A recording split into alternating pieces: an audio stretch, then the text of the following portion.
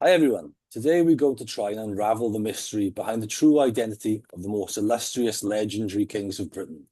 That is, of course, King Arthur, a romantic figure in late medieval literature, but a person that does seem to have had historical root in the early 6th century. But we're going back a bit further than that today to discuss a theory that Arthur had his real origin in the Roman period. And I'm delighted to welcome back a familiar face, well-respected author, Tony Sullivan, who's written a book on this. The Roman King Arthur, Lucius, or question mark, Lucius Artorius Castus. That was this person's name. Maybe people can already tell why a connection has been made between these people. Hello, Tony. How are you doing? Hi there, thanks for having me back. Absolute pleasure. What have you been up to since we last spoke? Well, I was my last book was the Coming of the Saxons, which you kindly featured. My plan was to move into fiction. I was going to do a fiction book, and I was going to base it on the Arthurian period. I was going to focus on Guinevere's sister. Funny enough, she was going to be the main character, Gwyneth Thatch.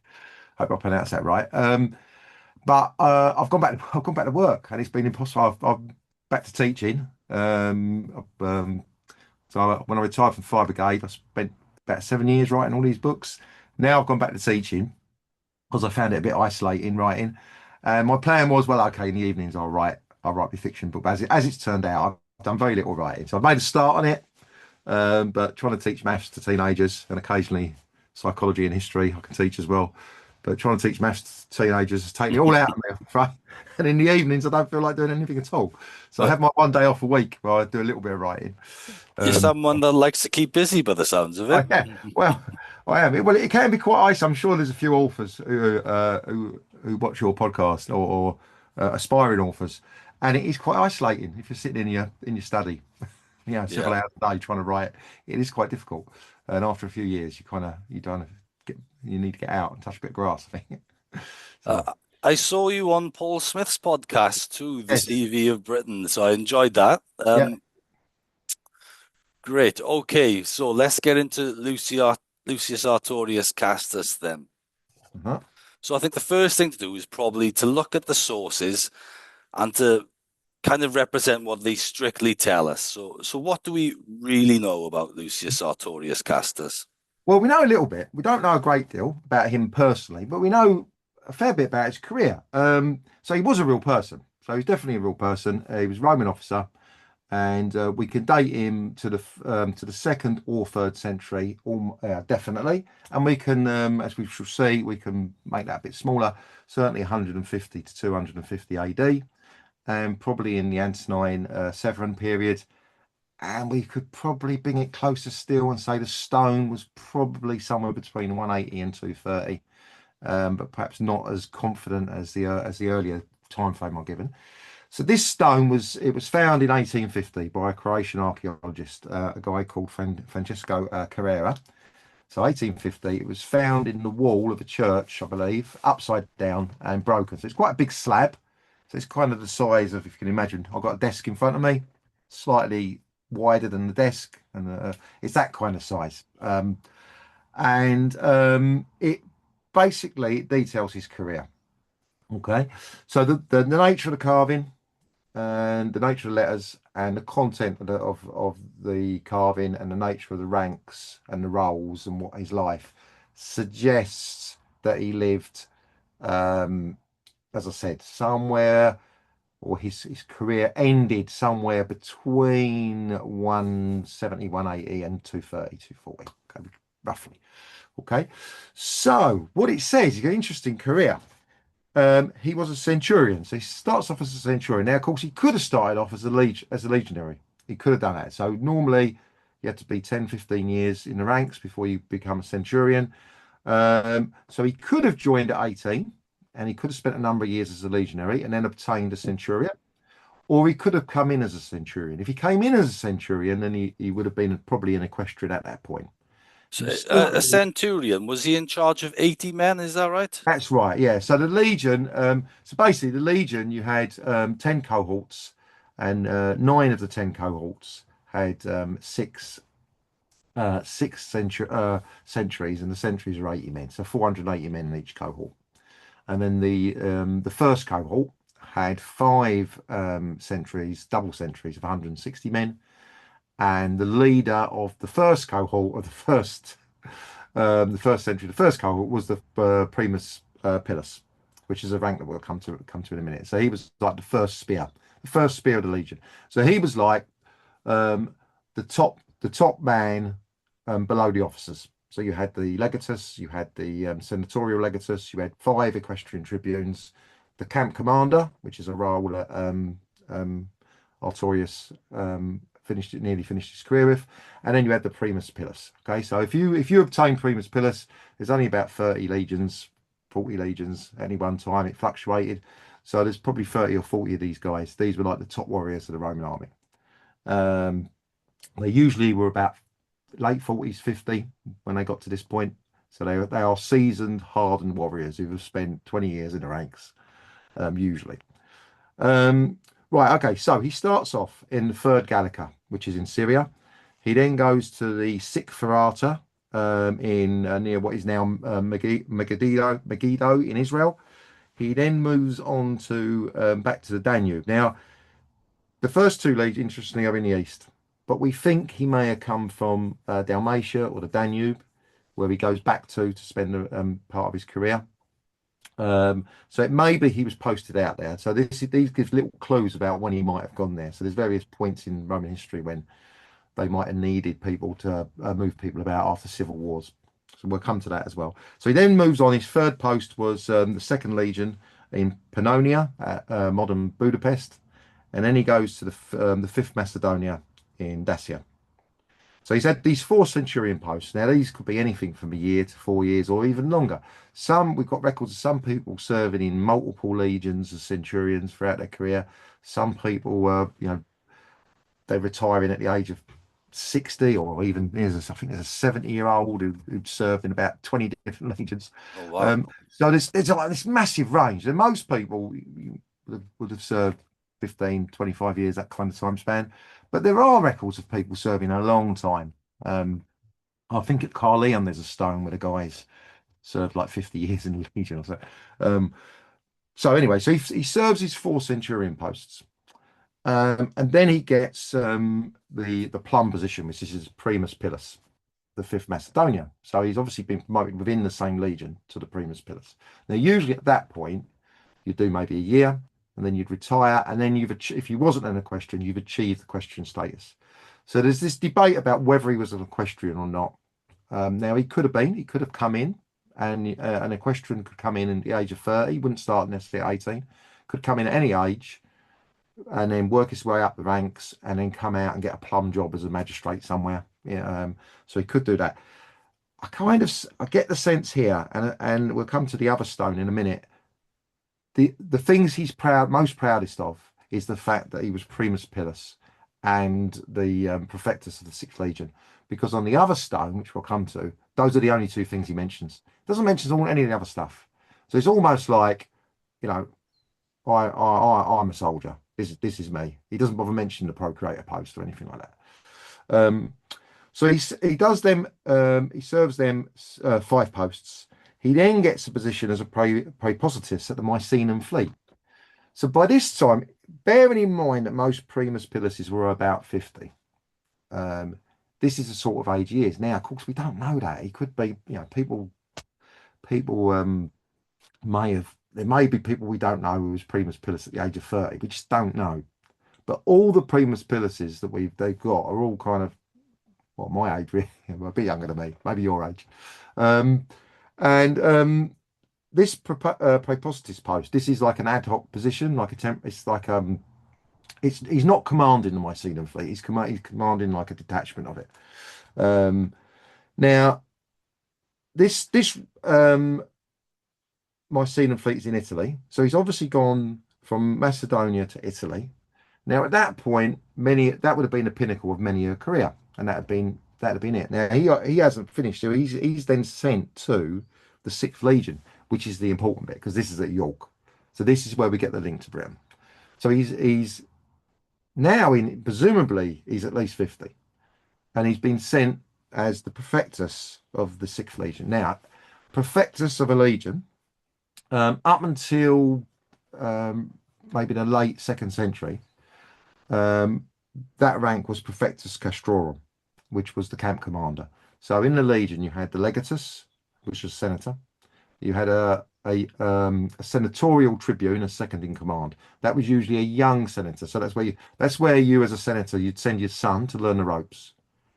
And then advising those two were five equestrian tribunes who were your hardened warriors. So if you can imagine your sort of battle hardened sergeant majors, five of them, and you've got your presumably respectus legatus as a senator commander, your upper class aristocrat, and then you've got this like 20-year-old young buck who is, taught to listen to the equestrians, even though they're in society, they're kind of slightly below the senators.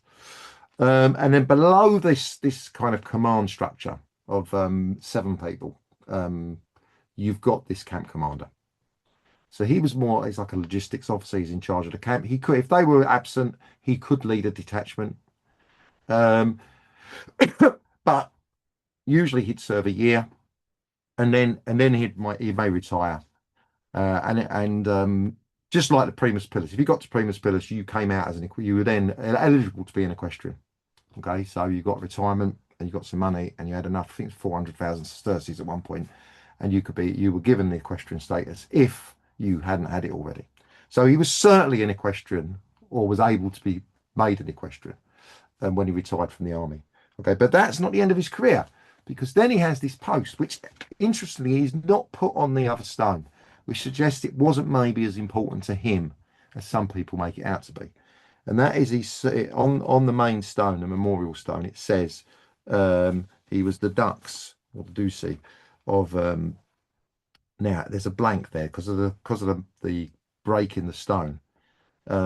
We don't know whether it says trium or durum, so it could be two, could be three legions. It could be allorum, could be legionary cavalry. Could be somebody has suggested it's some form of cohortum, so legionary cohorts. Doesn't really seem to fit. It's probably trium, or it's probably two or three legions. Now, it doesn't mean the whole legion, of course. We've got loads of examples of where an inscription doesn't say vexallations, which is part of legions, but it's implied in the stone. So the fact that vex for vexallations isn't on the stone isn't a barrier to this, and it's not likely he led all three legions anywhere. So obviously part of the legions would have stayed in the base. So even if it was in Britain, so that's his Sorry, career. sorry. Can I, Oh, since we're just talking about that, yeah, was it typical for British legions to be taken elsewhere? Because there is another book we should mention as well, Artorius. It's blurred. yeah. Never. The real King Arthur, Malcolm Matthews. And I think that they postulate that it was unusual for British legions to go elsewhere. Yes, true, but not. I mean, it did happen. So at one point there was four legions in Britain. So the ninth disappears from the records, but we have some evidence of it on the continent after about 120. So in the 130s, we think it may have disappeared in the 160s, which we'll come to. Of course, a lot of the more sort of romantic theories are that it disappeared in the north, which it might have done. But we do have some inscriptions which kind of suggest that some of the people we know were in the ninth were on the Rhine or various places. Okay. I think. So I think Burley covers this in one of his books. But so when we talk about legions, so one of the legions was I can't remember the one off the top of my head. Was it the 14th that was in the original invasion that left? And then the sixth come over, and then there was four, and then the ninth disappeared. So there was a couple of these, but Okay. they're right, except that we know that in 196 to 197, Claudius Albinus took the British legions to Gaul in the civil war against Septimius Severus. So we know that happened.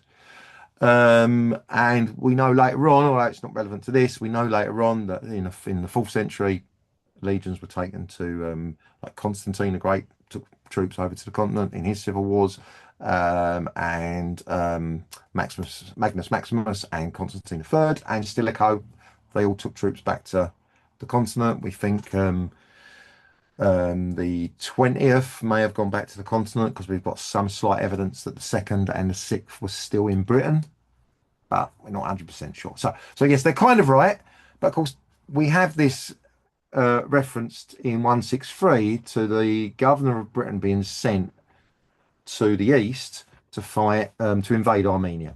And so the theory from a lot of the historians is that he would have taken some troops, and if he took some vexillations, if he took some cohorts, he would have needed someone to lead those. So he would have taken a trusted camp commander from one of his.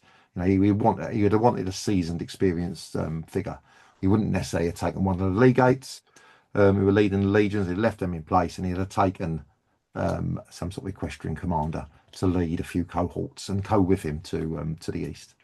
But that, of course, is just a theory, and we don't know that's the role, because we come now to the key bit, which is he's led these legions or vexillations of legions, adversus, and then enigmatically ARM. What does ARM stand for? So this has caused a huge amount of problems. So I know Is it is it an abbreviation or is it like a yes. lacuna? Well, there's well, okay, so it could be both. All right. So the originally the person who found the stone originally in 1850, when he wrote it up, he put an E after the M. Now, unfortunately, the E is not there anymore. So, of course, people argue about this and say that it wasn't there in the first place. And some people say, well, it was part of it was probably there, and it's either been knocked off or rubbed off or weathered off, and the removal of the stone has broken it off or something like that. Okay. There Now is a split in the stone in that area, is that there right? there is, and there's about three letters missing, three or four letters missing. Okay. So you get all these things. So most historians have gone back to that and said it's Armenios, so it's Armenia. And of course, we do know that there were three campaigns in Armenia. Um, one in 163, one in 215 under Caracalla, and one in 233 under Alexander Severus. Now, the last one might be a little bit too late, but also the Armenians were allies at that point, and it does seem like they were fighting the Parthians in Armenia, but still, it is a war. It's a campaign in Armenia, and the Parthians would have had Armenian allies, so yeah, it's possible. But the Caracalla War is interesting because that's definitely separate from the Parthian War. That was the year later, and it is definitely against Armenians because they rose up against Roman rule because Caracalla had imprisoned the king, and that was definitely against Armenians in Armenia. And we've got records that a Roman army was defeated, and then they went back, and eventually they regained control. So there was definitely a campaign there. And then we've got this 163, where in the wider Parthian War, when that kicked off, the first part of that was they sent an army north into Armenia. And then the following year, once they subdued Armenia, they sent armies east into Parthia and fought the Parthians. So you So would reconstruct that inscription as Armenia then, and, and basically. and got to be, it's got to be noted that that is what historians are saying. Most of them will say 99% of them will say it's Armenia. Now, originally, after about there was a guy called Mommsen in 1919. So this is like 60 years later.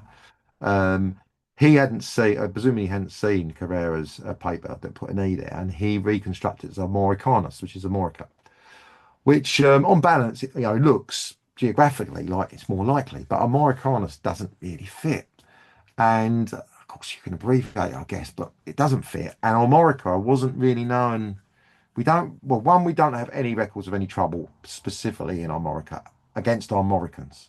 We have this deserters' war in wider Gaul, but that's against deserters and defectors. And so it's just less likely. And it doesn't fit. I mean, that's the main thing. It doesn't really fit. Now, some people have suggested it's kind of maybe it's a misspelling of the Hermones or something like that. So they've dropped the RH and changed the E to an A, but it's possible, I guess. Some people have suggested it's armatus, which is armed men, but then they'd all be armed, wouldn't they? So it's a bit too vague. So the problem with armatus is if you're fighting against public enemies, if it's a civil war type situation, we've got multiple examples of against public enemies, hostis publicus, or against deserters, defectors, people like that. They name the enemy. If it's against an enemy tribe, then they usually use They name the tribe or name the nation. So it'd be against the Germans or it'd be against the Armenians, which is why people prefer Armenians. Sometimes you see barbarians against the barbarians. Now, Daniel Hunt has got an excellent website which covers a lot of this. Shadows in the Mist. He's done great work on Lucius, Artorius, Castus, and he's come up with, I think quite an imaginative and interesting suggestion, which is Armatus Gentis, which is armed tribes. So now we do have, if you've got multiple tribes you're fighting against, you can't fit all their names on the stone. You might say barbarians, but you could say armed tribes. So the problem with all these examples is we haven't got an example of any of them, really. We haven't got an example of, certainly haven't got an example of armed men. We haven't got an example of armed tribes, although that's probably more likely. And whilst we do have multiple references to war in Armenia, and in fact, Marcus Aurelius and Lucius Varus, when they defeated Armenia, they gave themselves a title of Armeniacus. They printed coins with it on it. Later on, you've got multiple examples of carvings where it's the war in Parthia and Armenia, where they've combined the two. We don't have Armenia on its own, unfortunately, but it does, on the face of it, seem more likely. What's against it is the distance. It just seems like, why would you send troops from Britain all the way over there, when there's troops in between? Which is why another theory is that these troops weren't from Britain at all, and that they were perhaps units that were named British, and they were based on the Rhine or elsewhere. And we've got one or two examples of units, but of course they're not legions. So it's just another theory that kind of like, you think you've got it and it slips through your fingers. So the most likely explanation is that, which historians have kind of fallen back on, is it's probably Statius Priccus in 163, who has taken some units with him and appointed an equestrian commander he can trust. Now, in my book, I've suggested it could be the 215 campaign, because the stone, I think, is a little bit later. And we do have a war. We also have a Dux of Armenia mentioned a year later. And he could take, this is a couple of years after the famous 208-211 Caledonian invasion by Septimius Severus, where he took loads of troops to Britain. And so if he took loads of troops to Britain and then he died at York in 211, Caracalla and Geta raced back to Rome. A year later, Geta is murdered by Caracalla. And then a year or two later, Caracalla starts his Armenian War. Where's he going to get troops from? Well, the troops that had been on the invasion, some of them might have still have been in Britain. So you might have had a surplus of troops. We have no more unrest in the north. So all the way through the 2nd century, you have all these unrest and civil wars and mutinies and tribal invasions. There's none in the 3rd century. It's relatively quiet.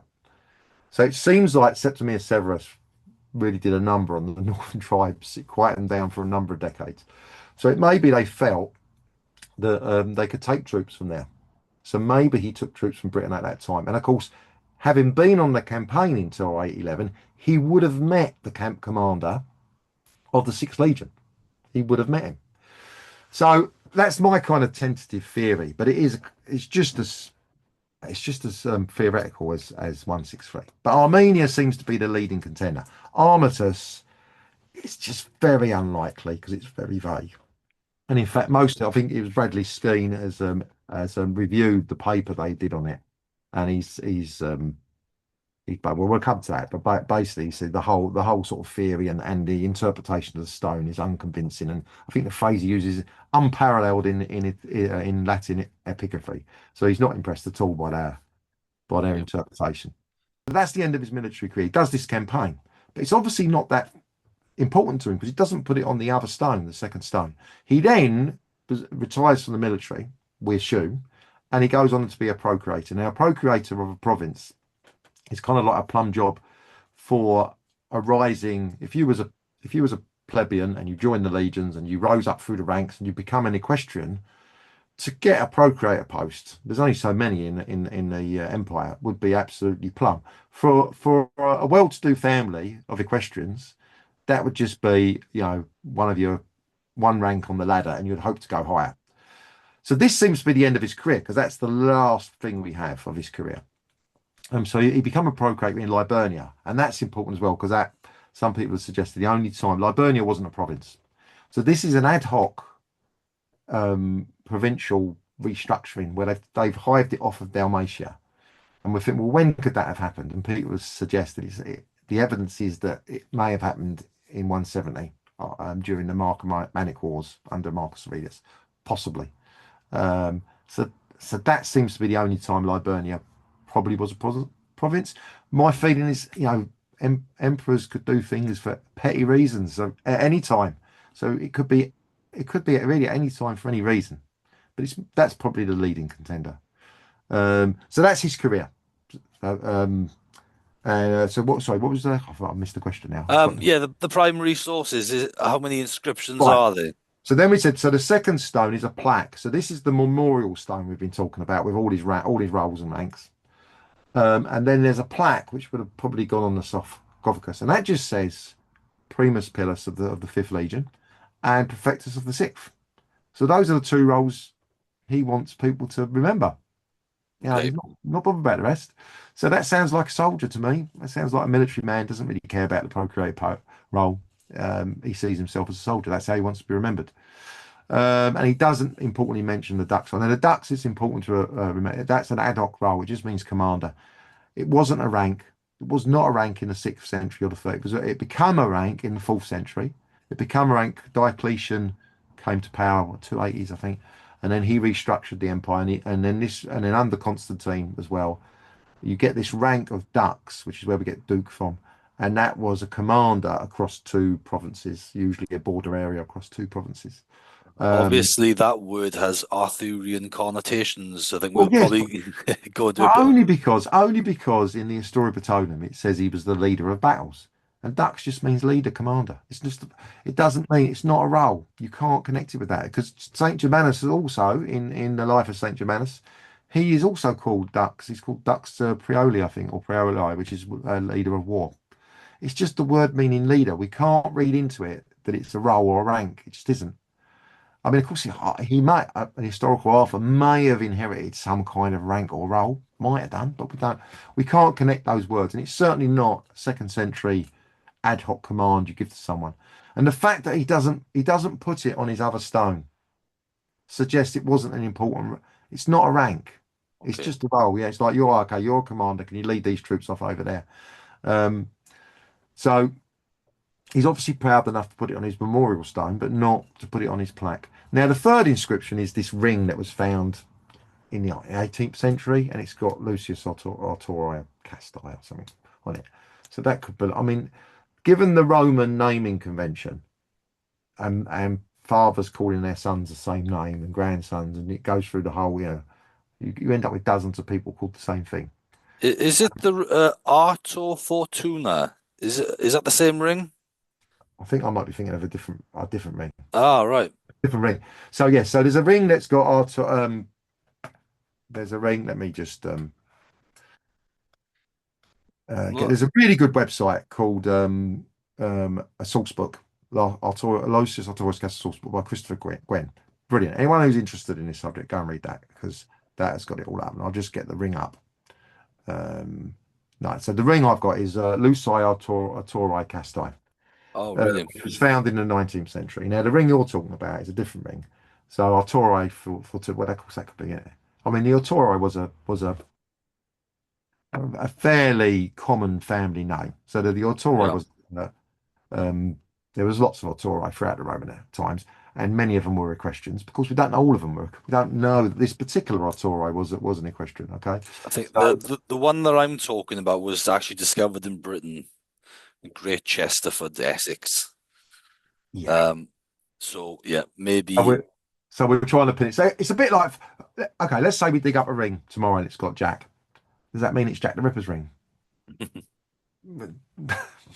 Oh, So some other Jack. Artorius then, that's the gens, that's the family name, is it? Yeah, so they have these three. So they have the praenomen, and they have the nomen, and they have the cognomen. So Lucius would have so the nomen, the gens, so Artori, and there was only a handful of names they would give their sons. Um, and Lucius was one of them, and Marcus was another. So when you look for examples of Artori, you see lots of Marcuses, lots of Luciuses, and a few others I can't remember off the top of my head. There's about 4 or 5 that are common, and another 4 or 5 that are slightly less common.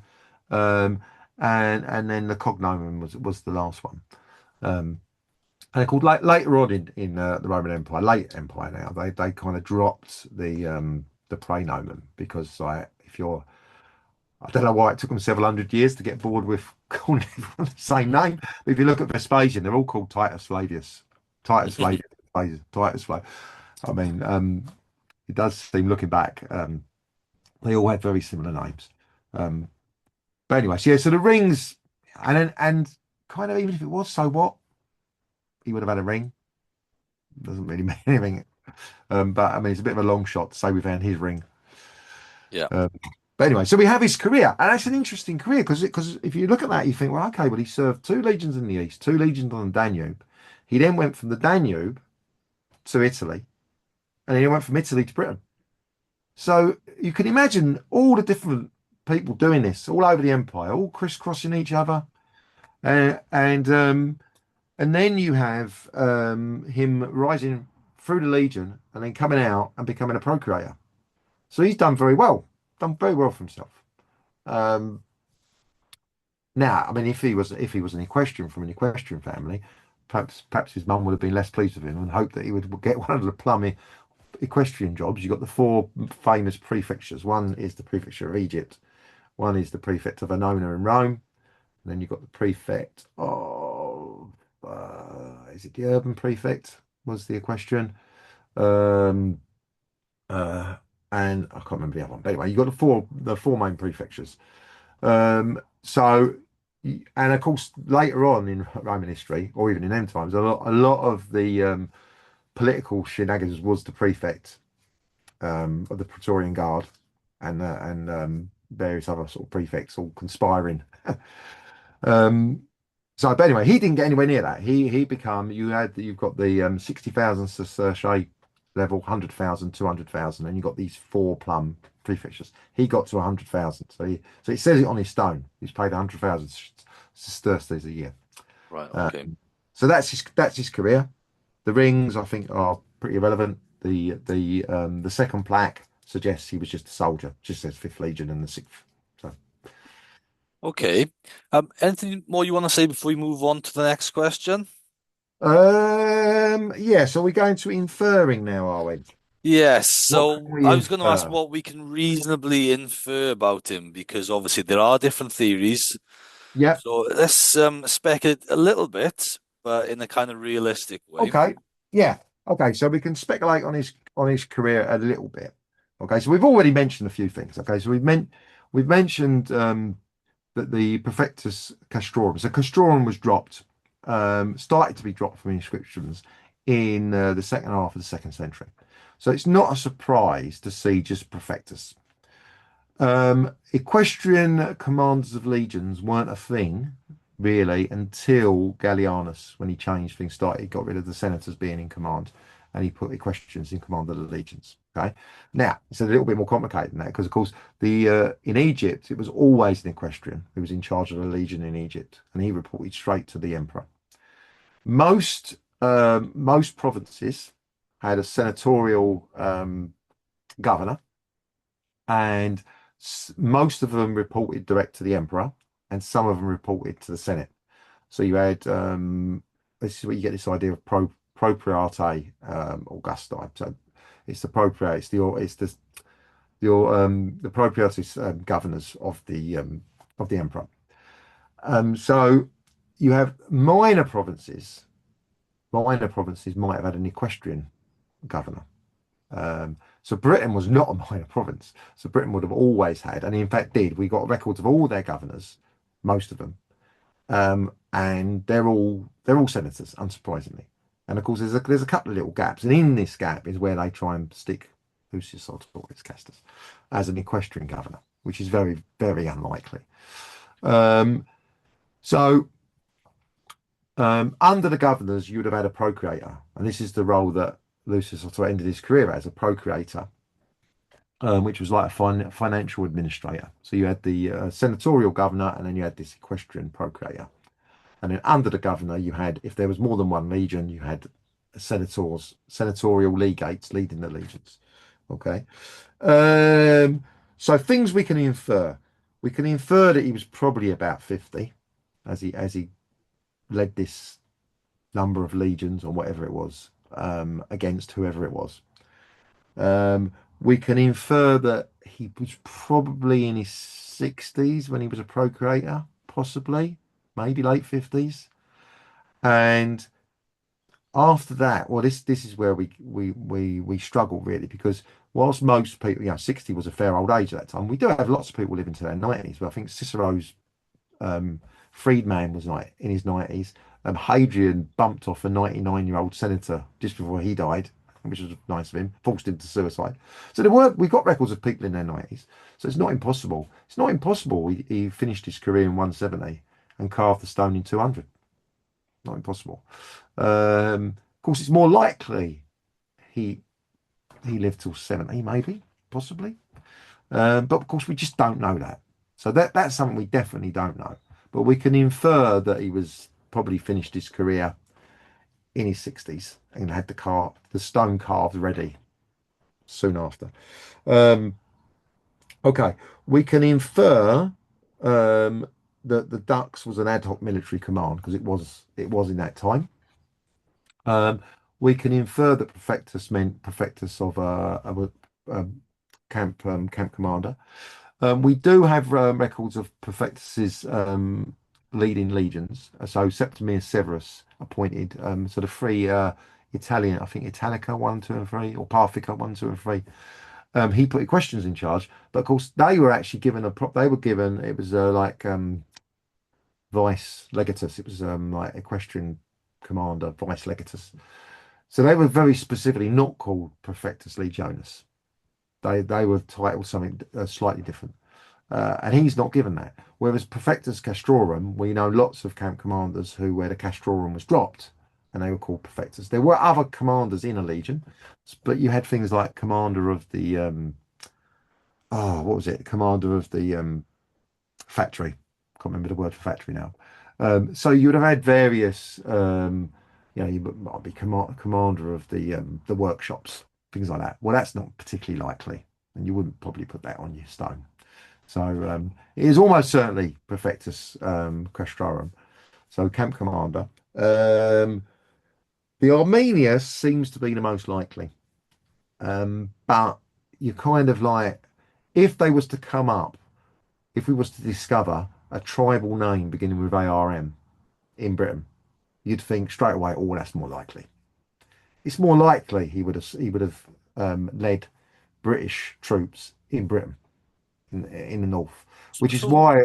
Sorry, Daniel, sorry to interrupt. Now, would you completely rule out Armorica then? No, I wouldn't rule it out. I wouldn't rule it out. Okay. It just doesn't fit. And then you think, well, okay, well, maybe there are spelling mistakes on this. The Britannicarium isn't spelt the way it's normally spelt. There is a similar spelling on the Rhine, and people have suggested it's more of a continental spelling of Britain. I might be getting a bit ahead of myself now, but there's particularly obviously interesting Arthurian connotation to taking armies to Gaul. Oh yeah, well, see, it's Armorica. He's only fighting in Armorica, which is Brittany. Now I know Yeah. that obviously Breton, you've got a link. You can make a tenuous argument that the Bretons had an Arthurian tradition, just as strong as the Cornish and the Welsh and the whatever. So you could kind of make it 10, but there's no evidence for that. And unfortunately, Armorica doesn't fit, and we don't have any evidence of any unrest in Armorica. So unless it's a kind of spelling mistake or Armoricus, I don't know. Okay. It's difficult. It's difficult, but I wouldn't rule it out. Okay. But in terms of the dating, what are the absolute limits on when we can place him? And then what is most likely, do you think? Okay, so I mean, we could say second, third century, and then as I said, we can bring that into 150, 250, and then initially, so Tom Lynn, an expert epigrapher, he wrote his famous inscriptions of Roman Britain, various things. Um, he initially dated it to the Antonine period, so what sort of 150 to 190. Um, However, I have a feeling I know Daniel Hunter's been in correspondence with him. He may be shifting his position. Burley originally dated it to the one I've gone for, which is 215, the Severan period. So there's a debate, and the problem with epigraphy, it's not an exact science, and they all admit this. So people who claim it can be dated exactly are barking up the wrong tree. And even Tomlin and Burley said they caveat what they say. So it's more likely Antonine. It's more likely 163 for the Armenian thing. They don't know. They never claim certainty. Um, so. Uh, Yeah, so if you look at that Christopher Gwyn's casebook, he cites lots of different experts, and they all go for somewhere between 160 to 230 for his career, which means that the carving of the stone would have been done at the end of his career, which suggests we can bring that into kind of 180, 230 time zone for the carving of the stone, maybe Okay. 170 at the earliest. Um, but we can't be certain of that. Of course, we could be wrong, could be completely wrong. I do sometimes wonder whether, because you could see an old stone from 100 years ago. See, I like that. Could you carve me that? And someone who can carve can say, yes, I can. And then you carve a stone exactly like that. And 1,000 years later, someone looking at it wouldn't know, would they? They wouldn't No. know. So, um, I do sometimes wonder whether people should be quite as certain as they claim to be. But anyway, let's take this sort of 170 to 230 time zone. Okay, and then when we look at the ranks, so Marcus Aurelius in the 160s did start promoting a lot of equestrians. Pertinax famously become emperor. He was an equestrian. Um, the guy in the Gladiator film, Maximus Decimus Meridius, there was a guy who was who did marry the emperor's daughter. So the love interest in that film was Lucilla. And the guy who married Lucilla was an equestrian. He was promoted into the senatorial rank. And he sort of might be one of the bait. There was another guy called Maximanus. So those two are kind of the basis of the character in the Gladiator very loosely. Um, Obviously, he's completely fictional, but neither of them were gladiators, of course. But they did lead Legion. Maximinus did lead in that famous battle scene at the start of Gladiator. The guy who fought the last battle in the Marcomannian War, that part of the Marcomannian War before Marcus Aurelius died, he was called Maximanus or Maximinus, I think it is. So a very similar name. So maybe that's where they got the name from. I don't know. But anyway, so the point is, you have all these equestrians start being promoted because they're quite good, and you can't always trust the senators. And there's quite a lot of them, and there's not so many senators. And then Septimius Severus kind of like accelerates that. So you get a lot of equestrians being given ad hoc positions, which is why many people think this. It's not unlikely he was given this role as a commander of vexallations of British legions. Um, so we can infer that. Other than that, we've just got a load of options, really. We've got a load of options where there was tribal incursions, where there was mutinies, where there was wars in Armenia, where there was possible trouble near Armorica. We've got so if I go, I mean, I can go through them, and you can think I've done it in my book. I've done all the lists. I think I've got a big long list. So I've got a big long list here, so I don't forget any. But so you've got the Antonine Wall was built in what, 142 by Anthony Spice, but then it was abandoned in sort of 158 because of all the incursion and the pressure on. So they then withdrew, and then under Marcus Aurelius in 160 there was unrest in the north, and then the Parthian War kicked off. Um, so then you've got a war in the east, partly in Armenia. Then you've got the Marcomannic Wars, and it could be now another alternative is they've dropped the S and it's actually against Sarmatians. But there's an interpret, there's a mark there showing the end of a word, so it's almost certainly not Sarmatians, but it's just another thing that it could be. And you've got all these Germanic tribes they're fighting. Maybe one of them was called the Armani. Maybe I don't know, Armanos or something like that. Um, and then you've got under Commodus, you've got an incursion across the wall from the northern tribes, which killed a commander, probably a commander of a legion, so probably the Sixth Legion. You've then got a mutiny, and you've got this guy called Priscus, a different Priscus now, who refuses to be declared emperor. And he ends up, we think, on the Rhine, leading British named legions against whoever. We've then got, I think that's right. I think he's leading British now, but we've then got Pertinax come over as governor, and the troops again rebelled. He was nearly killed. So we've got various mutinies. We've got the Deserters' War in 187, in Gaul, much of Gaul and Hispania. Um, and then we've got this curious incident in 185 where 1,500 javelin men they're called, come to Rome from Britain. So they leave Britain Oh wow. after this mutiny. And so some people have speculated, well, okay, well maybe that's the Ducks, but then would he put that on the stone? And they're not legionaries, but maybe they, it's all it's just guessing. Yeah, it's just another option. And then you've got this. The only time British troops were taken out of Britain was in 1967 in the civil war between Clodius Albinus and Septimius Severus, and then they were defeated at the Battle of Lugdunum and then taken back. So possibly someone was put in charge to take them back. Possibly. I mean, that's the only time I would give credence to the armed men, because you wouldn't necessarily. It wouldn't be diplomatic to put your Roman citizens on your fight against other Roman citizens on your stone.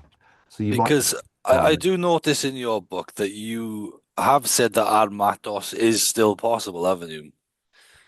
Yeah, I know all the historians kind of poo-poo it. I know they've ripped it apart really, but I do. Yeah, I actually think whilst they probably don't like my criticisms of it, they it's an imaginative suggestion. So yeah, I wouldn't 100% dismiss it. It's just very unlikely. It's just notable that all the stones where we have inscriptions, where it's civil wars, they also public enemies or deserters or defectors. And all the stones where it's tribes, it names the tribes. So, it's just very, very unlikely. So I think Daniel Hunt's suggestion of Armatus Gentus is much more likely. Um, but that, of course, would need an abbreviation. It would need Gentus, Okay. because there's not enough space to fit it all in. So, um, and then you've It got the is a heavily abbreviated stone, though, right? yeah. So there's abbreviations, yeah, all over it, and Yeah. um, yeah, ligatures as well. So where they combine the letters.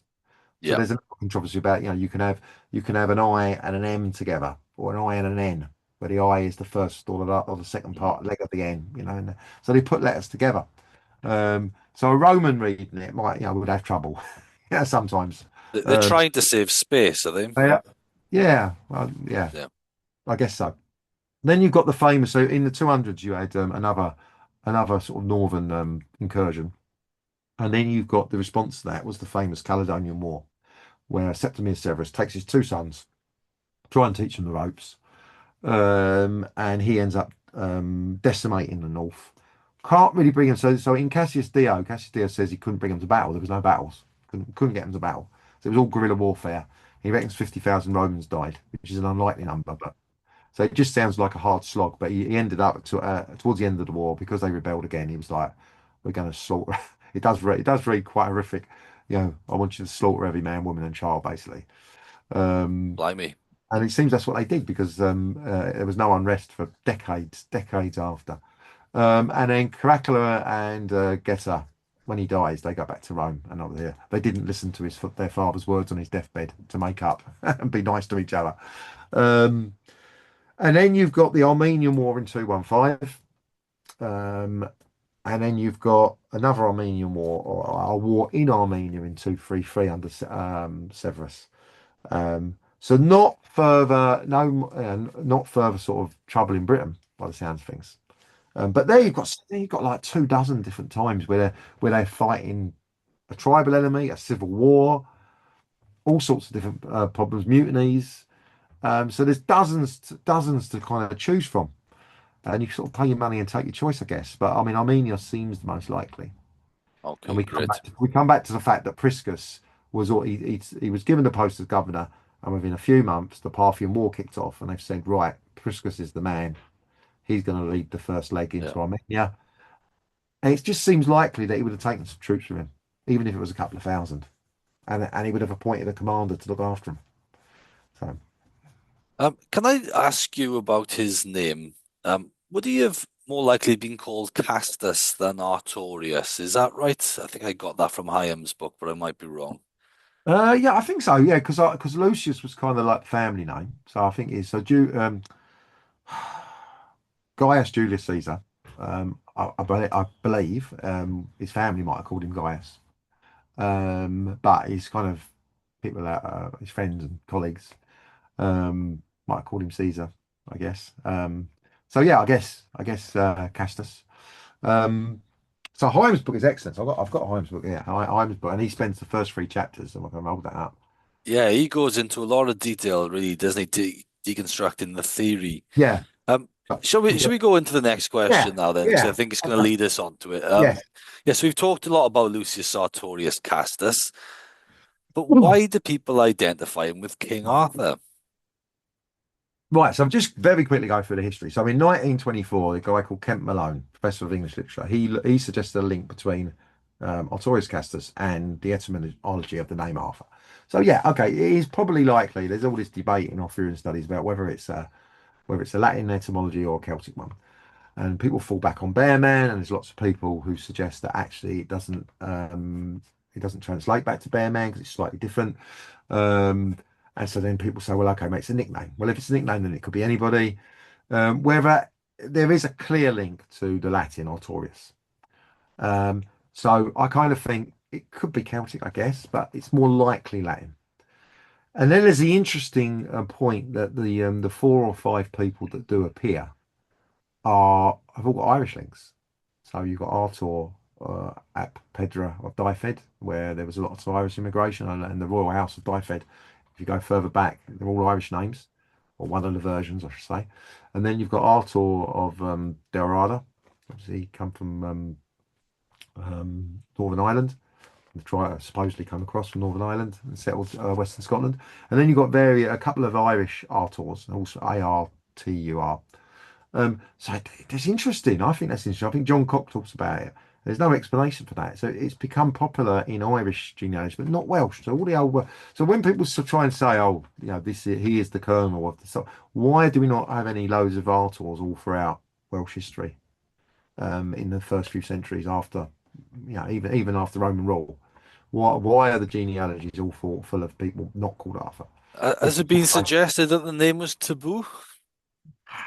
It's just special pleading, isn't it? Your theory doesn't work, so let's stay. Let's try and figure something else. Yeah, no, I mean, we don't have loads of Arthurs in the third and fourth century, and we don't have loads of Arthurs in the fourth century. So to try and say that this guy in the second century um, has been so famous, this camp commander who's below. Remember, there's three legions in Britain. So you've got a governor, you've got three senators, you've got three senatorial tribunes, you've got all these other tribunes, and then you've got this camp commander, and he's the guy that everyone remembers. So no. It doesn't seem likely. And then you've got in 75 Helmut Nickel linked Artorius with Sarmatians. Okay, so we'll get onto the Sarmatians in a minute. Now the Sarmatians came across, so we think Cassius Dio after the defeat of the Sarmatians in 175. Cassius Dio says that 8,000, they were ordered to deliver 8,000 cavalrymen. They don't say heavy cavalrymen, just cavalrymen. 8,000 cavalrymen, and 5,500 were sent to Britain. Okay. So 5,500, got me numbers written down somewhere. Very interesting. I ripped some numbers down. So 5,500 supposedly was sent to Britain. Of course, we don't know they turned up. We've only got Cassius Dio's word for this. But we do have our Sarmatian unit at Ribchester. So Ribchester held about 500. Now, just to put this into context, we had this whole thing about, they all turned up with their families. Well, first of all, auxiliaries um, didn't weren't allowed to bring all their families, and also auxiliaries weren't kept together as a group of 5,000. The suggestion is they were kept together. This is just not the case. There's a great book called The Auxiliary Units of Britain that came out recently that lists all the auxiliary units. We know what they were and where they were. We don't know all of them, obviously. There's loads of gaps, but we know the structure of the units. Okay, so So, sorry to interrupt. Yeah, the well, proponents of the Lucius Artorius Castus theory would say that there was a mass migration of Sarmatians to Britain. Is that right, then? no, no. What we have one literary record of 5,500 being sent. We have some evidence that some of them got here. So we have a 500 unit at Ribchester called a Sarmatian named unit. Two inscriptions are dated to 226 and 241. Okay. Um, and there's another two that are undated with a slightly different name. So what we think the fault is, what the hell has happened? So it's just gone off my screen.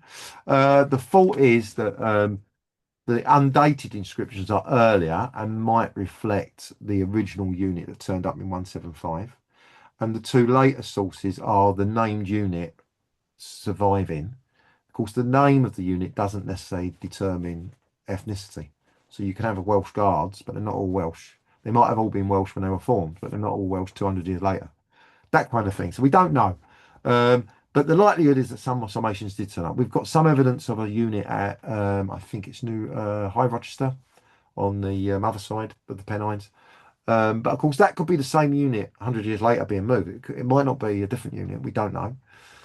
But let's suppose in all 5,500 turned up. We know that other Sarmatian units turned up in Europe. We got evidence for that. But later on, so it might be the historical legacy of those units being posted into Western Europe. But this 5,500 in Britain, you had one double cavalry unit of 720. You had 15 500 cavalry units, so that's 7,500. You had 24 mixed units, which had 120 cavalry in each, and you had 5 mixed double units with 240 cavalry. You add all that up, and you come to about 12,300 cavalry. So in Britain, in auxiliary units, not so the legionary cavalry, there was maybe a couple hundred in each legionary group, depending what year we're talking about. So they would have been sent as auxiliaries, and they would have been spread across. They might have been kept together in certain groups, but they wouldn't have been kept together for 5,500. So you're talking about 11 auxiliary units if they were kept together, or one double and nine 500 units. So they all turn up in 175, presumably, or just a couple of years later. That's nearly half. That's nearly half. So obviously they felt they needed them in Britain to bring over 50% of your requirement is quite a thing. So now they would have served about 25 years. So by 200 they're gone. Now whether they were replaced, of course, in the King Arthur film of Clive Owen, apparently there's this agreement that Sarmatian sons then come over and replace the fathers, and that goes on for 300 years. There's no evidence for that at all. So that film is kind of loosely based on the theory that Yeah, Lucius Artorius was the real King yeah. Arthur. Kind of, yeah, or the name. Okay, so you have strands to this theory. You have the theory that Artorius, the name became famous, and then you have the theory that he was all the tradition is based on him. Then you have the theory that the Sarmatians brought in all these legends that became Arthurian tradition, which we'll talk about in a minute. And then you have this theory that the two were linked. That he was this is why they try and date him to 175 to 200. They have to date him there because the whole theory is rests on that. So if he's not in that, he could be, of course, but if he's not, but then also they have to go on and say he was connected with them in some way. Well, he was the camp commander of the 6th Fleet. He wasn't an auxiliary commander. And if he was an auxiliary commander, he would only have been a commander of 500 or 1,000, not of all of them.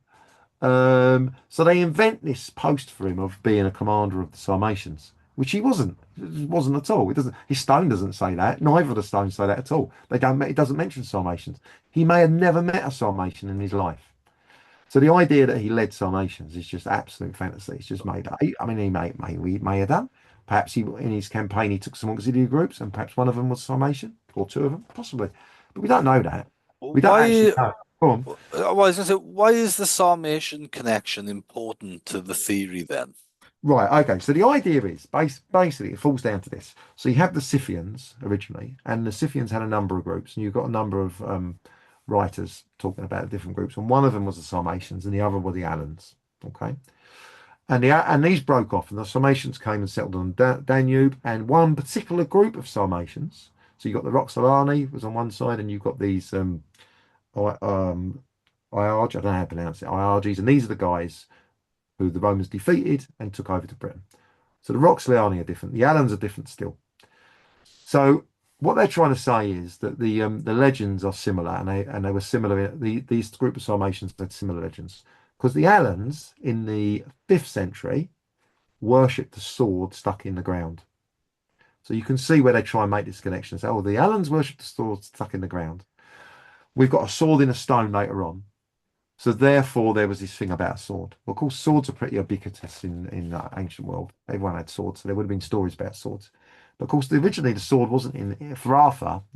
The sword isn't mentioned at all, really, I in was stuff going to say anywhere. that. Yeah, it's It's quite a not late mentioned at all. It was addition to the invented. story. Yeah. Yeah, it was inserted in a late 12th century, decades after Geoffrey of Monmouth. It doesn't mention it at all by Robert de Boron, and the sword is in an anvil on a stone. It's not stuck in the ground. It's got nothing to do with Alan's. And it's an invention. And you've got to think, well, it's soon after the legend of Saint Gorgano, and you can see the sword embedded in a rock. They built a church around it. It's still there today. You can go and see it. It's been dated to the 12th century, interestingly. So that legend would have like resonated around Europe. And then a decade later, Robert de Boer writes his story and puts a sword in a stone. I think that's a more likely explanation for it. Maybe got it from somewhere else. There are other legends, I think there's Germanic where one of the is it Seaguard pulls a sword from a tree.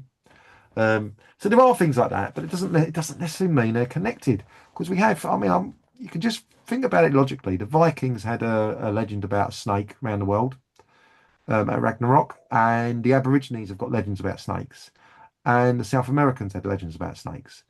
And all these three groups did not come in contact with each other. They are definitely separate, but they have independently come up with legends about snakes. You can't then divide, and this is basically what they've done. They've said, well, they've obviously all got some common ancestor that had legends about snakes. Well, you can't say that. Peoples in different parts of the world can independently come up with legends about similar things that they come in contact with. So swords, kind of ubiquitous. And I don't see a connection. What you've got to say then is that the Allans, so, this 200-year tradition about a sword survived in the Sarmatians as well. And also, whilst it's not mentioned at all for centuries in any of the Arthurian sources, all of a sudden it pops up in Robert de Boron's work, and supposedly that's a connection. So yes, I don't see that. So we'll get onto the Narts as well in a minute. So they insisted on this connection between the Allans and the Sarmatians. They may have had similar traditions, but we don't know anything about Sarmatians really. We don't know anything about their stories. They might have had similar stories. But the key thing is these Nart sagas. So the Nart sagas are from the Caucasian region, the Ossetia region, and they were written down in the 19th century. So the 19th century they were written down, and the theory is that these stories were brought there by the Allans. We've got no evidence of that. They can be some people think they go back to the Middle Ages, but of course the Arthurian tradition would have travelled. We know that travelled eastward, so they could have been influenced by the Arthurian tradition, not the other way around at all. But the idea is these Nart sagas are somehow got a connection to Arthur. And all I would urge people to do is read them. Read them. They're about 90. There's a book that lists them all, 92 I think there are. And there's only two of them that they ever cite. The rest of them have got nothing to do with Arthur. There's two. One mentions a sword, one mentions a bowl. And the argument is that the sword is obviously linked to Excalibur and the bowl is somehow linked to cauldrons that pop up in Arthurian literature. And if you read the stories and you read the Arthurian stories, I would defy you to find any link at all. They're just I've written it. I've repeated the stories in my book, put them alongside each other so people can see. So the sword, the sword of Battraz in the original story, the sword isn't even there. It doesn't even feature. It's a later version of the story where he, when he dies, he casts the sword into the sea. And of course, the Arthurian tradition is the sword is cast into a lake, and the lady of the lake brings it back into the lake. But once again, that's quite late in the Arthurian tradition, isn't it, as Yeah, well? of course, yeah. So that's quite late as well. So it's kind of like, well, so what? Well, even if that was true, so what? Because it was introduced later in the tradition, it's not in any of the early sources. But It could reflect the tradition of giving votive offerings of as course, well, couldn't it? yeah, of course, and they may not be connected. It's similar to the They snakes could be around like the world. cognates of a much older tradition, Yeah, yeah, not and one descended from the other or whatever. yeah, of course. And also, when you read the actual story, um, he's a god. He's fighting the gods. He flies across into a fortress and kills loads of people. His body is like molten iron. You can't defeat him. Um, he gives out pestilence and kills loads of people with poison. There is nothing Arthurian about when you read it. It's nothing Arthurian about it at all, except this last bit where he throws a sword into the sea. Um, so it's just all very tenuous. And then the bowl is even less. It's even less. It's not a cauldron at all. It's a bowl. It's not. So Is in it a magic bowl? right, so it's a magic bowl. So in Arthurian, it's like it won't boil the meat of a coward. And then you've got Bran the Blessed as a cauldron, doesn't he? Where you get the warriors get Yeah, Pirate reinstated. Dad Any. Yeah, they get Yeah. reborn. So in the Nart sagas, it's a bowl. They're drinking from this bowl, and it's being passed around the table, and they all have to boast of what of their achievements. And if you tell the truth, it will rise up, and you can drink from it without lifting it. And if you're lying, it won't rise up. So that's it. So I don't see a connection with the Arthurian bowl or cauldrons at all. And then all these spirits jump out. And fortunately, Bartras's father, I think it is, has steel whiskers, and the spirits are impaled on his steel whiskers, and so they can't attack him. Things like that. So you think it's not similar at all when you read the two side by side. They're nothing to do with each other. And of It, course, it, these are two parts of two stories within 92 stories that are written down in the 19th century that might be traced back to the Middle Ages. I just don't see it. I don't see it at all. I just think that side of it is nonsense. So it rests on Lucius, Artorius, Castus, the Sarmatians, the two having a link, and somehow the Nart sagas having a link back to the Sarmatians. And none of it, when you look at all of it, it all just falls apart. Which is why Hyam in his book and Guy Halsall in his book, they both concluded it's there's nothing there. As I said, Bradley Skene reviewed their paper a year later, and he come to the same conclusion. Yeah, and I've written my book. My book come out. I'd written mine before theirs. It came out a year before, so I didn't get to see their book before I'd written mine. Um, highly recommend Tony's book, by the way. it- Um, I will well, also recommend Malcolm Matthews' book as well, because you should see both sides of the story as well, and that's a well-written book. And people interested in all sorts of different theories as well should give that one a read. yeah. Well, John. I mean, John has written. I don't know John, but John Matthews has written loads of books on Arthur. I mean, just dozens, isn't he? If you look on his website on Amazon, it's just dozens and dozens and dozens, and Merlin and things like that. So he obviously knows his stuff. Um, but personally, I don't see the link between Okay, Salvations and LA. so the link does seem to be rather tenuous. To Um, say the least, yeah. um, so the Nart sagas, even though they're recorded quite late, do they have features of old stories that people believe that they represent something much older? I guess people do make that. Well, It's not clear, is it? not clear at all. I recall reading that the earliest date they think is like the 13th century. I think they said they think some of them might go back to the 13th, 14th century. Oh, okay. There's things like gunpowder in one of them. So the one of the Bartres and the sword story, the original story is gunpowder. Oh, really? Make loads of gunpowder and blow up their enemies or something. Um, so obviously that's not from the Dark Ages at all. Um, so yeah, no, I don't. No, I don't see any link Fair back. enough. Fair enough. Can we talk about dating as well? Because obviously Arthur in the earlier sources can be kind of dated, can't he? Really, from the Yeah. Annales So this Cambriae. so this is the thing. So we can look at Lucius Castus and we can look at Sarmatians and we can look at all these theories and I've concluded, as I think anyone would do if they read it, there's no link between them and the later Arthurian. So now if we go to the later Arthurian tradition and look back, is there anything remotely Roman or remotely Sarmatian or anything that could be linked back to an Artorius Castus? And I would say no. I can't think of anything, having read them all. And of course, a lot of those sources are written in the 12th, 13th, 14th century. So we can't really. They could all be inserted, but there doesn't seem to be a link with any of it.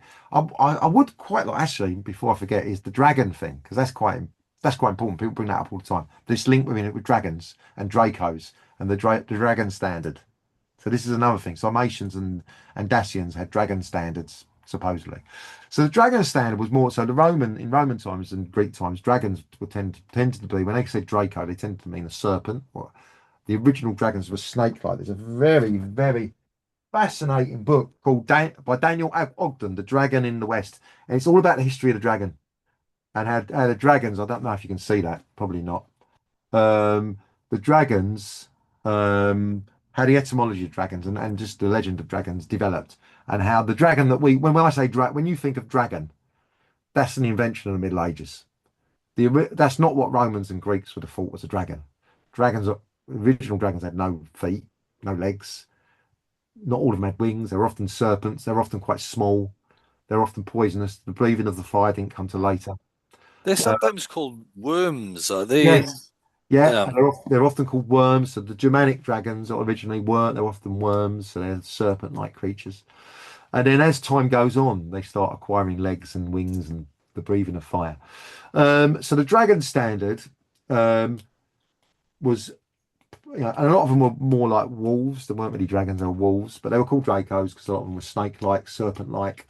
So they wouldn't have been representing a dragon as we know it today. Okay, so that's the important thing.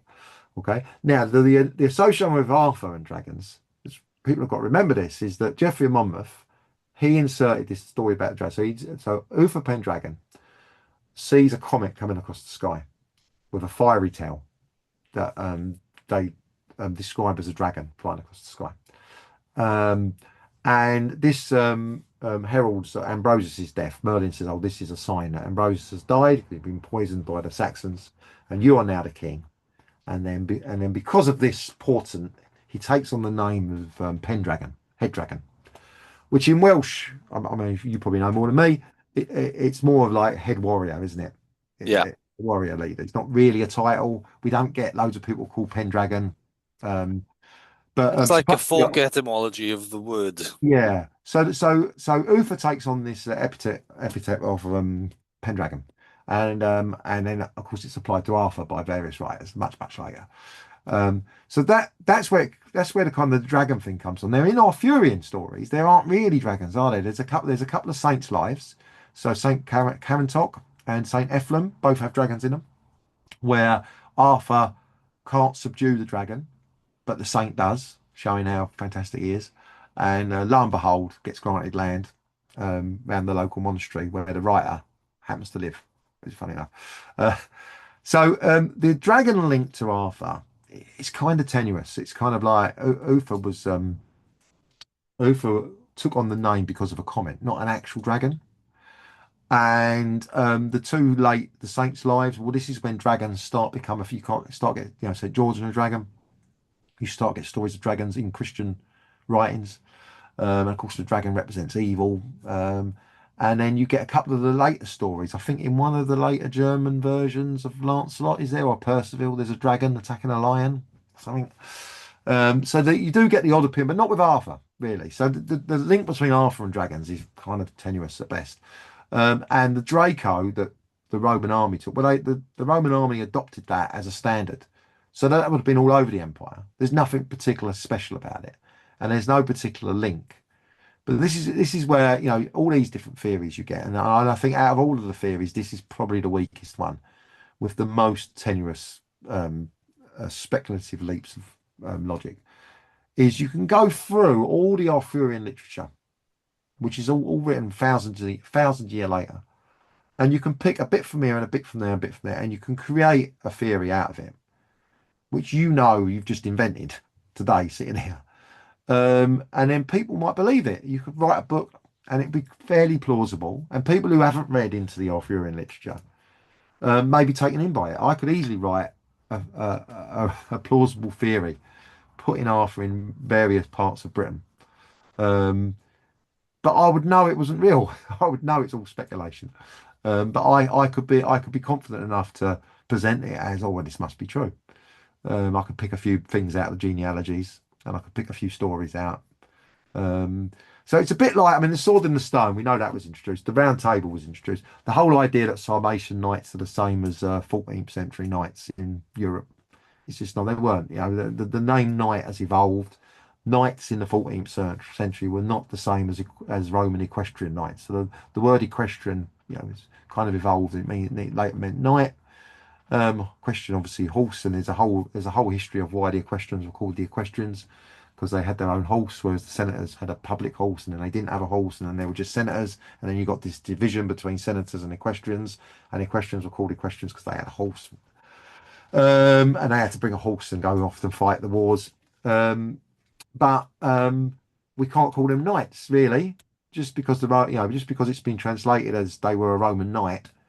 We can't then think knights in armor in the 13th century that some Christian Toire was talking about. Not the same thing at all. Um, so yeah, Can I ask you about the Armatos reading? Is that used to try and sustain the idea that Lucius Artorius Castus was more active in Britain than he actually was? yeah. So they Okay. what they so that what they need to do, they need to have connection with Silatians. So they need to date him for kind of 175 200. And to do that, they need to there's various peoples he could have fought in Britain. Um, but like I say, so there was a mutiny, so that would be public enemies if he was fighting them. There was a couple of incursions over the wall. There's a serious one in the 180s, where a commander was cut down. Um, but that would have been whatever tribal group that was. So you would expect to see against the Brigantes or against the Meitae or against the whatever Vottatini or whatever it was, whatever tribal group. Um, Now, of course, what they're arguing is, well, if it was a confederation of tribes, but then if that was the case, they've called them barbarians because we have stones that say that against the barbarians. Um, so that's what the armistice is there for. It's to say it's to keep them in Britain and to say he was fighting either armed either tribal groups or a rebellion or a mutineers.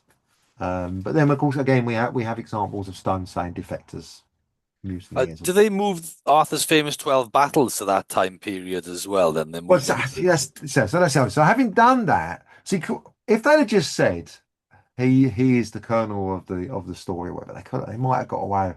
Even that would have been tenuous. But then they just put speculation on speculation on speculation. So this is kind of the cherry on top, the 12 battles. So they go to the Histoire Brittonum and then they try and plant them there. Well, first of all, the Histoire Brittonum, if you don't accept the Histoire Brittonum, fine. If you don't trust it, fine.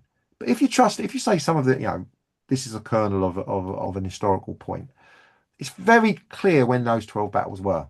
Yeah. After the death of Hengist, after the death of St. Patrick, and before the reign of Ida. So those 12 battles, they're clearly being dated between like 480 and 550, roughly.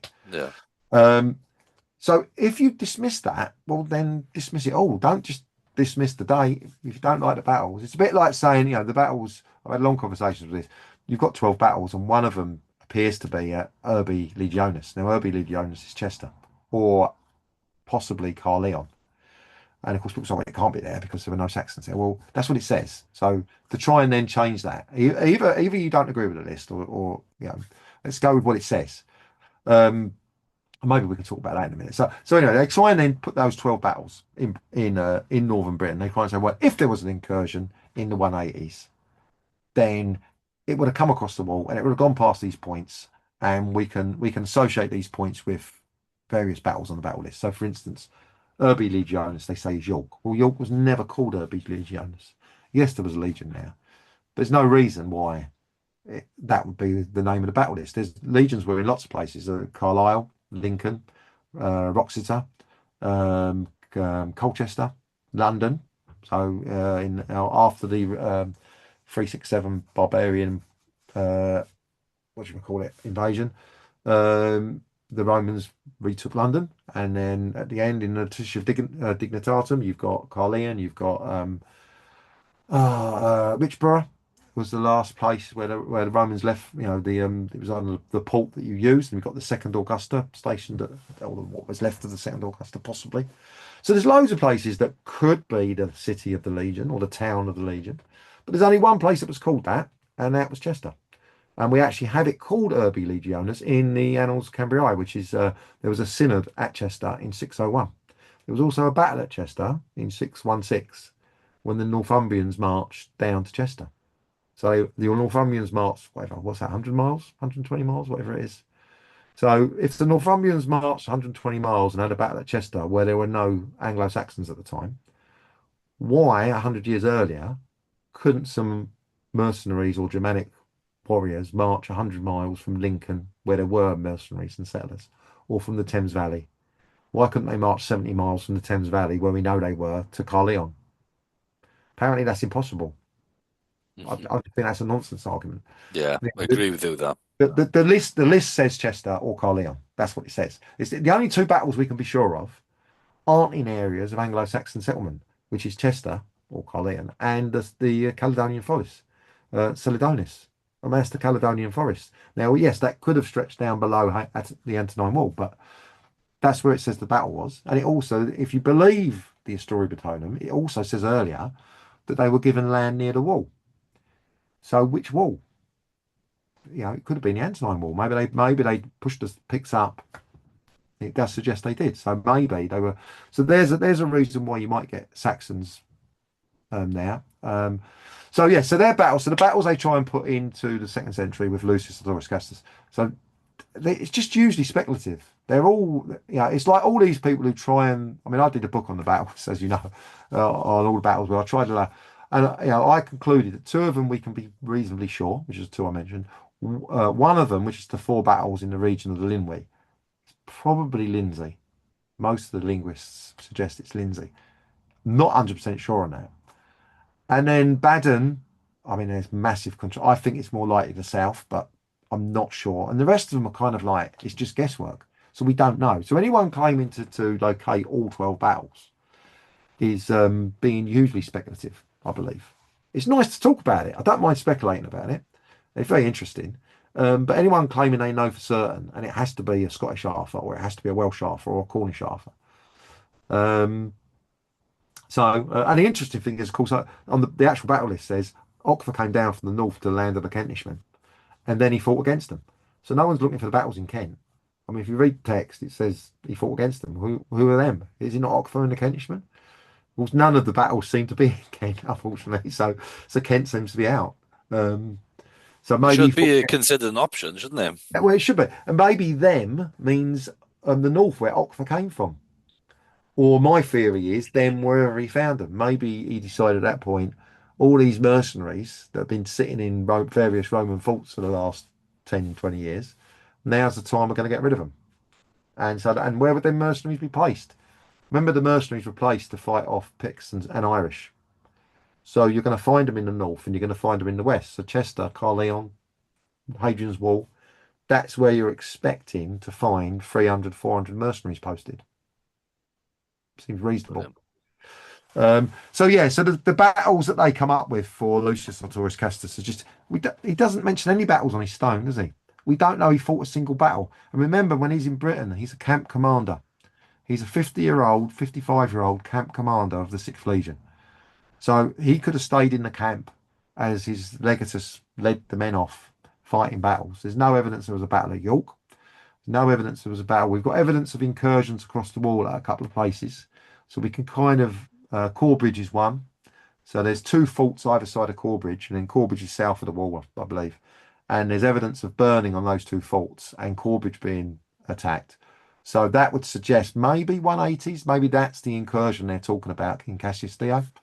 But they can't be associated with a battle. So no. So it's just like all these battle lists in all these theories, and we have to put their theory alongside all the other theories. So the Lucius Artorius Castus theory is one among many, and they've all got their battle lists, and they're all speculative. So it's just one among many. So for people to say they know for sure or be certain is a massive long shot. Am I right in saying that OJ Paddle and maybe Rachel Bromwich have suggested a connection between Lucius Artorius Castus and the real King Arthur? That I don't know. I've got a book by Paddle, and I might be wrong on Bromwich. I might be wrong. I think they is Bromwich. So Bromwich isn't she sort of linked it to the north? Has she argued for a possible northern connection with the battles or with Arthur? I could be wrong on that then. Which is possible. Well, I don't. If I had read that, I don't remember it. But Paddle suggests it. Right. So there's certainly writers who have done a link with the north. So there's this whole idea, but the part of the Historia Batonum is a northern recension, there's a part of it that is from the north, and that's possible. And you have one of the possible authors is Run, which is the son of is it the son or the grandson of Urien of Reged?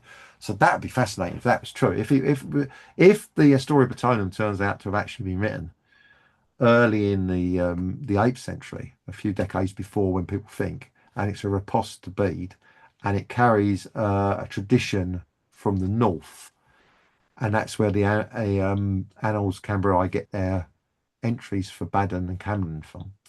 Then that'd be really interesting. And a lot of the battles, whilst we can't locate them, a lot of the battles, the best candidates are in the north for a lot of them. So other than, but Chester's in the north as well, really. And if the northern province contracted, then you've got Lindsey and you've got Chester and you've got all those northern forts and all down the east. That if they're defending those areas or kicking out mercenaries, that's where you'd expect battles. It's only Baden is an outlier if it's in the south, which is why some people put it in the north, of course. Brilliant. Yeah. Is there anything else you wanted to say about the theory now? Let's see if I've forgotten everything. No, I think I've mentioned everything there that I wanted, except for I mean, the sort of just worth saying that some of the things the theory rests on. There are a couple of things actually. One is that the stone, you can read the stone as interpret as saying he was prefect of the legion twice, which as Skene says is kind of unparalleled. And the ducks thing is we don't have an equestrian governor of Britain at all in that time period. So that's hugely unlikely. They link, I think in the book, is it Scythia to Camelot or is it from Little John's earlier paper where they link Camelot obviously to this. And Camelot, as you know, was coined by Creton de Troyes in the late 12th century. So it was inserted, an invention really. It didn't feature at all. Geoffrey of Monmouth puts it at Caerleon. And then Creton de Troyes introduces it as being a day's ride from Caerleon. So we know where he says it. He's the first person. Everyone then takes that and goes off of it, like fan fiction. And then Camelot's then put loads of different places. But the original person who invented it, and it is an invention, put it there. And there is one theory that actually didn't mean a place at all. That I can't remember what the phrase is. There's a French phrase which just means he rode away. He rode away from Camelot a fair distance, and he didn't mean he rode to Camelot at all. And it's just a mistranslation, and people have read it as Camelot. But even if he meant a place, it's a day's ride from Caerleon, and then everyone has taken that and put it in various places. So then to try and introduce it into a theory, it's a clear invention. It's like using Spider-Man or Superman or Gotham City. It's a better analogy. Oh, right. Made up place to prove that you've got a connection.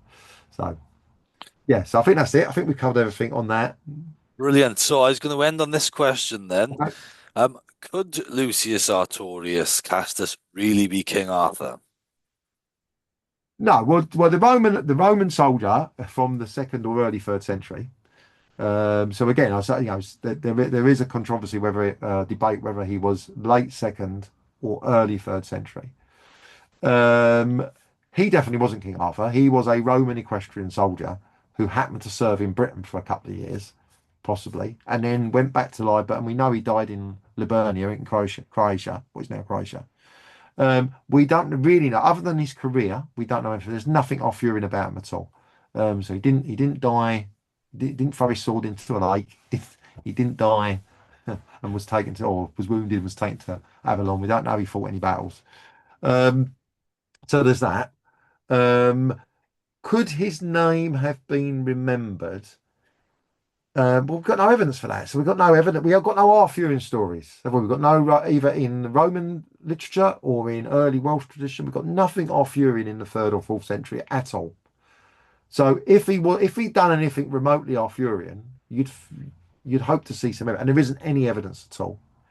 And then the Arthurian stories, when they appear, have no link to Roman times. So they all put him in the early 6th century. Late 5th to early 6th century, all of them. And the early ones make him out to be a soldier, a warrior, a leader of battles. The Welsh tradition is much more magical and mythical, but it's very much in that kind of warlord, dark age, for want of a better phrase, period. And then the French romances, they again put him in that period, and he's just his court is the backdrop for all these knightly stories. So they're not actually focusing on Arthur at all. They're focusing on Percival and Lancelot and all these other stories, and they're going off and doing. But it's very much stories of their time. It's very much knights in shining armor, whilst it's set in Arthurian times. It's very much a middle-aged chivalric story. So there's nothing Roman, yeah. So nothing you could put your finger on. So I think it's an emphatic no, absolutely no link at all. Brilliant. Tony, many thanks for coming to speak to us again today. It's been an absolute pleasure, as always. Absolute pleasure. Highly, highly recommend your book, The Roman King Arthur, Lucius Artorius Castus, published in 2022, I think, by Pen and Sword.